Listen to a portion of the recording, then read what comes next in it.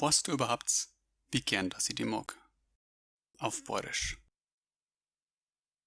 Der kleine Has hätte ins Bett gehen sollen, aber er hat sich noch ganz lang festgehalten an die langen Ohren vom großen Hasen.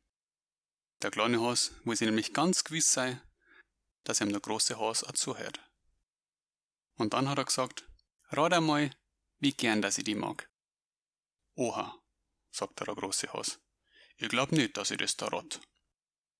So viel, sagt der kleine Has und steckt seine kleinen Arme auseinander, so weit wie's gegangen ist. Aber der große Has hat viel längere Arme gehabt und er sagt, aber ich hab die so viel gern. Hui, das ist viel, denkt sich da der kleine Has. Ich mag die gern so weit, wie die aufgelangen kann, sagt der kleine Has. Und ich mag die gern so weit, wie ich gelangen kann, sagt der große Has. Das ist gescheit weit, denkt sich der kleine Has.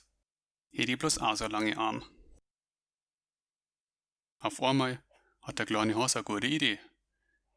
Er macht einen Handstand und steckt Fürs am Baum entlang in die Höhe. Bis zu meine Zehen auf, mag ich die gern, sagt er. Und ich mag die gern bis zu deine Zehen auf, sagt der große Has und schleudert den kleinen Hasen in die Luft. Ich mag die so hoch gern, wie die hupfen kann, sagt der kleine Has und lacht und hupft auf und ab. Aber ich mag die gern so hoch, wie ich hupfen kann, sagt der große Has und lacht und ist so weit aufgekupft, dass seine Loser bei die Zweig gewesen sind. Sauberer Hupfer, denkt sich da der kleine Has, wenn ich bloß auch so weit hupfen kann. Ich mag dir den ganzen Weg bis obi zum Fluss gern, sagt jetzt der kleine Has. Und ich die bis zum Fluss obi und weiter gern bis über den Berg, sagt der große Has. Hui, das ist wirklich weit, denkt sich der kleine Has. Aber er ist schon so müde gewesen, dass ihm fast gar nichts Besseres mehr eingefallen ist. Und er schaut über die Sträucher und Baum auf in die große, dunkle Nacht.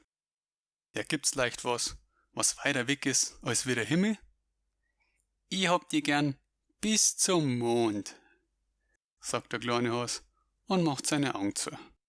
Hey, das ist weit, sagt der große Has. Das ist wirklich ganz, ganz weit. Dann legt der große Has den kleinen Hasen in sein Bladelbettstadel, buckt sie ab und gibt ihm eine Gute-Nacht-Bussi. Dann legt sich der große Has ganz nah zu dem kleinen Hasen, lacht ein wenig und flüstert bis zum Mond auf. Und wieder zurück haben wir uns gern.